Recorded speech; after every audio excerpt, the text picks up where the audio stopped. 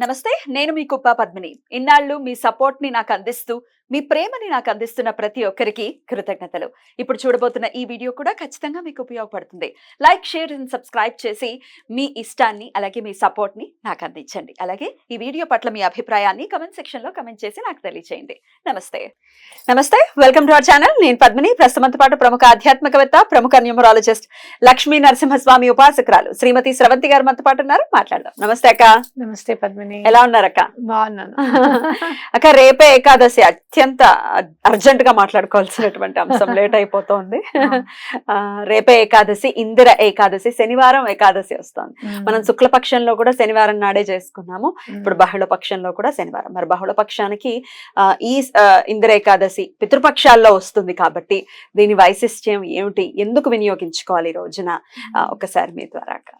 తప్పకుండా చెప్తాను పద్మిని. భగవంతుడు మనం ఏవైనా తప్పులు చేస్తే, తెలిసి తెలియక చేసిన తప్పులైనా కూడా కొన్ని సార్లు మనసు చెప్తున్నా కూడా కావాలని చేసేస్తుంటాం. అలాంటి మిస్టేక్స్ ఏవైనా కూడా, అంటే మనిషి వెళ్ళిపోయిన తర్వాత కూడా ఆ తప్పులని సరిదిద్దుకునే అవకాశం ఇచ్చారు అని అంటే అది పితృపక్షాల్లోనే. అద్భుతం. అవునా కాదా? అయితే పెద్దవాళ్ళు ఎవరైనా చేశారు తప్పు, అది పిల్లలు అనుభవించవలసిందే అంటే ఎందుకు వాళ్ళు చేసిన తప్పుకు మేమెందుకు అనుభవించాలి అని మనకు బాధ అనిపిస్తుంది. కానీ ఆస్తిని అనుభవించినప్పుడు, అప్పుని తీర్చినప్పుడు ఈ తప్పులకి శిక్ష కూడా అనుభవించవలసింది. అలాగే వాళ్ళు చేసిన మంచి కార్యక్రమాలకి ఫలితాలు కూడా మనం ఎప్పుడు అనుభవిస్తూనే ప్లస్ మైనస్ రెండు ఉంటాయి. అయితే మరి ఆ మైనస్ ని మనం ప్లస్ చేసుకోవడం ఎట్లా? చేసుకోవచ్చు. ఈ పితృపక్షాల్లో గనక వాళ్ళకి గనక పిండ ప్రదానం గనక చేస్తే, వాళ్ళకి తర్పణం కనుక వదిలితే చాలా మంచిది అనేది మనకందరికీ తెలిసిన విషయమే. అయితే ఎప్పుడు కూడా అయ్యో పోయిన వాళ్ళకి మనం చెయ్యొచ్చో లేదో, ఆడపిల్లలు చెయ్యొచ్చో లేదో, లేదు అంటే గనక మా ఇంట్లో మొన్ననే పెళ్ళయిందండి మేము చెయ్యొచ్చో లేదో, ఇలాంటివన్నీ ఆలోచనలు వస్తూ ఉంటాయి మనకి. ఎప్పుడైనా సరే అలాంటి ఆలోచనలన్నీ పక్కకు పెట్టి చేయడానికి వీలు ఎక్కడ ఉంది అనేది మనం తప్పకుండా చూసుకోవాలి. ఇప్పుడు మా తల్లిదండ్రులకి, మా అమ్మకి, మా నాన్నకి, మేము ఇద్దరం ఆడపిల్లలమే, మగ పిల్లలు లేరు. కానీ ఎప్పుడు కూడా మిస్ అవ్వలేదు. మేము తప్పకుండా చేస్తూనే ఉంటాను నేను. అయితే మనం పిఠాపురంలో ఎప్పటి నుంచి అయితే మనం చేయడం మొదలు పెట్టామో అప్పటి నుంచి నాకు లైఫ్ లో చాలా చేంజెస్ కనపడ్డాయి అన్నమాట. కాబట్టి ఎక్కడైనా కూడా క్షేత్రాల్లో గనక చేస్తే చాలా మంచిది. అయ్యో మా నాన్నగారి తిథి వెళ్ళిపోయిందండి, మా అమ్మగారి తిథి వెళ్ళిపోయిందండి, మరి మేము ఎలా అండి అని అనుకుంటే గనక మీరు తప్పకుండా అమావాస్య నాడు చేయండి. అయితే మరి ఏకాదశి, ఈ ఏకాదశి పేరు ఇందిరా ఏకాదశి. ఇందిరా ఏకాదశి పేరు ఎంత బాగుందో. అంటే ఏంటి, ఇందిరా అని అంటే లక్ష్మి అమ్మవారే కదా.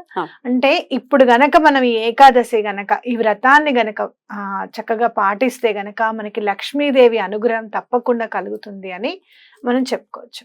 అయితే పితృపక్షాల్లో వచ్చిన ఏకాదశి కాబట్టి తప్పకుండా పితృదేవతలకు మేము చేస్తాము అనే వాగ్దానం చేసుకొని మీరు చేయండి. ఏం చేసినా కూడా, ఒకవేళ ఇప్పుడు ఆల్రెడీ చేసేసారు, మీరు తిథులన్నీ అయిపోయిన తర్వాత ఇప్పుడు ఏకాదశి చేస్తున్నారు, ఈ పుణ్యం వాళ్ళకి మేము సమర్పిస్తున్నాము అని చెప్పి చక్కగా దండం పెట్టుకోండి. ఆ రోజు తర్పణం వదలండి. ఓకేనా? మనం ఆ పూజ అంతా చేసుకున్నప్పుడు చేసిన ఫలితం అంతా కూడా దైవానికి సమర్పిస్తున్నాం అని చెప్పి నీళ్ళు వదులుతాం. ఈ ఏకాదశి నాడు మీరు ఏం చేస్తారు అంటే, ఏదైతే మీరు ఉపవాసం ఉన్నారు, పూజ చేసుకున్నారు, దైవనామస్మరణ చేశారు, ఈ ఫలితాన్ని అంతా కూడా నేను దైవానికి, మా పితృదేవతలకి సమర్పిస్తున్నాను, వాళ్ళకి సద్గతులు కలుగుగాక అని చెప్పి మీరు చక్కగా తర్పణం వదలండి. విధి విధానంగా చేస్తే చాలా మంచిది. అలాంటి పరిస్థితులు లేవు అనుకుంటే గనక మీరు ఇంట్లోనే చేసుకోవచ్చు అనమాట. రైట్, అద్భుతం అక్క.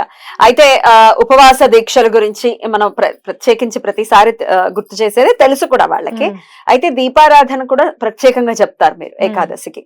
మరి రేపటి ఈ దీపారాధన విషయం కానీ స్విచ్ వర్డ్ రూపంలో కూడా చెప్తూ ఉంటారు కాబట్టి ఈ రెండు కూడా ఒక్కసారి తప్పకుండా 11 దీపాలు వెలిగించండి.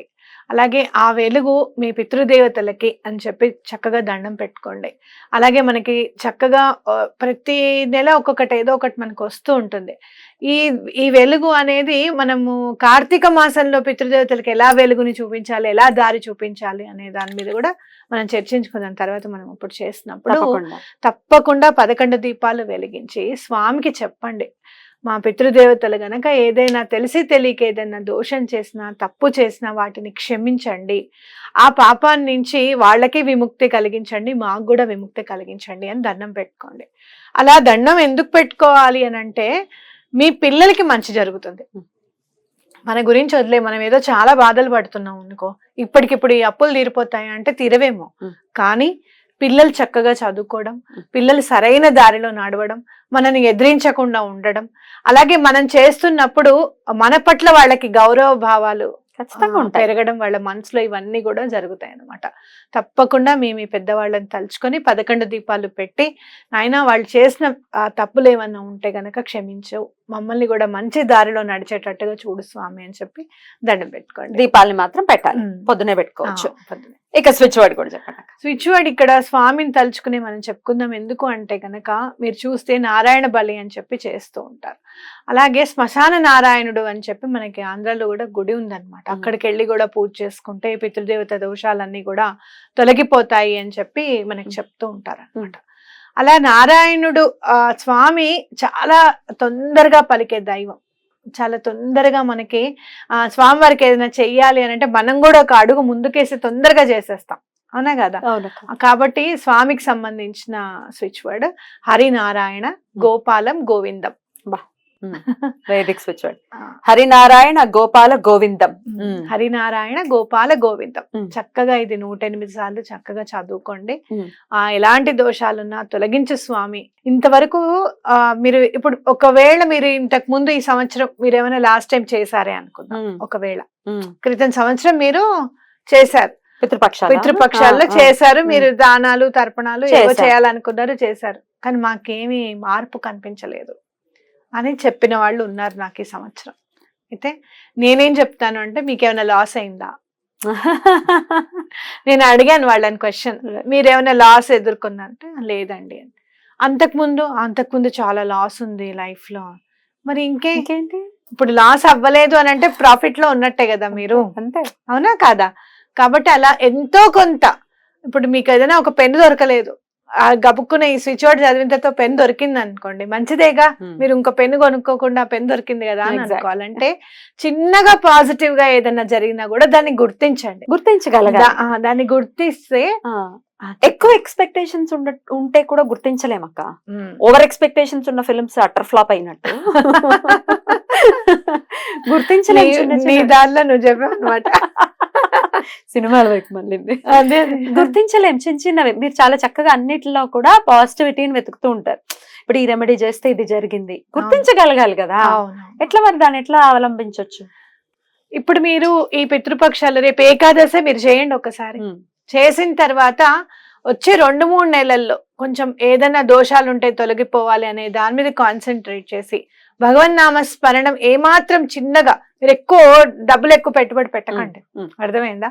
చిన్నగా మీరే చేసుకుంటూ వెళ్ళండి. మనం ఎన్నో వేదిక్ స్విచ్ వర్డ్స్ చెప్పాము, డివైన్ మ్యాజిక్ బిగిన్ నౌ చెప్పాము, ఇలాంటివి చేసుకుంటూ వెళ్ళండి. ఒక 2-3 నెలల్లో మీకు ఎంతో కొంత మార్పు తప్పకుండా కనపడుతుంది.